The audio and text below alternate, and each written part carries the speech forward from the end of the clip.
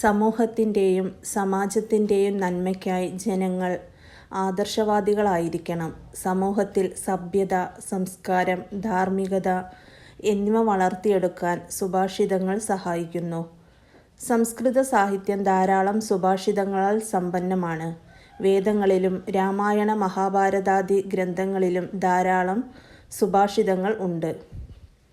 പ്രാചീന കാലം മുതലേ മഹാകവികൾ രചിച്ച ഗ്രന്ഥങ്ങളിൽ എല്ലാ കാലത്തും പ്രസക്തങ്ങളായ ധാരാളം സുഭാഷിത രത്നങ്ങളുണ്ട്.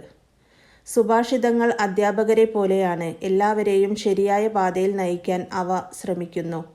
വ്യാസമഹർഷിയുടെ ഉപദേശപരങ്ങളായ ധാരാളം സുഭാഷിതങ്ങൾ ഗുരുഗീതയിലും ഭഗവത്ഗീതയിലും കാണാം. മിക്കവാറും സംസ്കൃതത്തിലെ എല്ലാ സാഹിത്യ മണ്ഡലങ്ങളിലും സുഭാഷിതങ്ങളുടെ സ്വാധീനം പ്രകടമാണ്. ധർമ്മസമ്പാദനത്തിനായി അഹിംസ, സത്യസന്ധത, ശാരീരികവും മാനസികവുമായ ശുദ്ധി, ആത്മനിയന്ത്രണം, ദാനധർമ്മം, ദയ, കാരുണ്യം എന്നീ ഗുണങ്ങൾ ഉണ്ടാവണം. അതിന് സുഭാഷിതങ്ങളുടെ പഠനം ആവശ്യമാണ്.